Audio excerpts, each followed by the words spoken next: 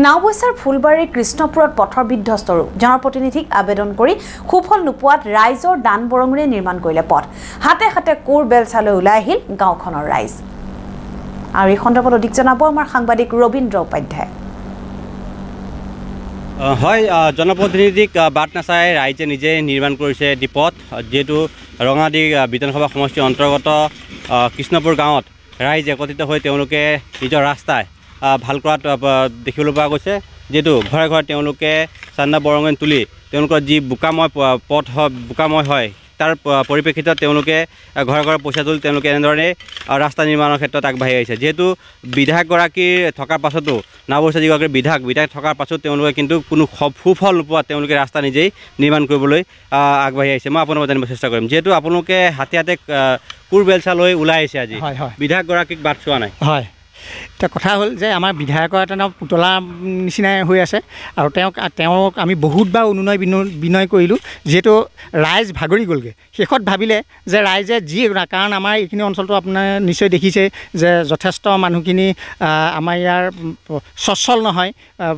প্ৰত্যেকেই হয়তো হাজিৰা হওক বা কিবা কিবি কাম কৰি পেলাই খোৱা লোক গতিকে তেওঁলোকৰ গাঁঠি ধন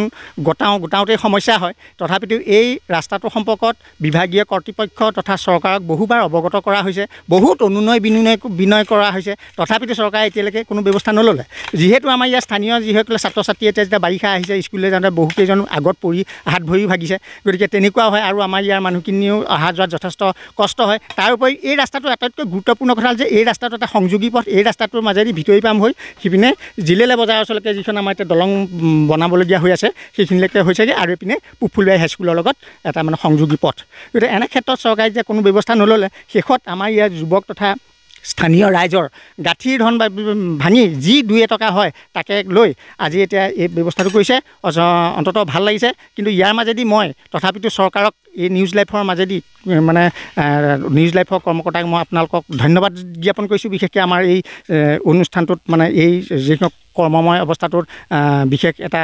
সুবিধা কৰাৰ কাৰণে আৰু লগতে চৰকাৰক আমি এটা আহ্বান জনাম যে আমাৰ এনেধৰণে তেওঁলোকে যিখিনি কাম কৰিছে আমি ভাল কামত সদায় মানে সমৰ্থন আগবঢ়াই আহিছোঁ এইটো ঠিক গতিকে তেওঁলোকে ঠিক সেইখিনি কামৰ লগতে আমাৰ এই কামখিনিও যাতে মানে সুচাৰুৰূপে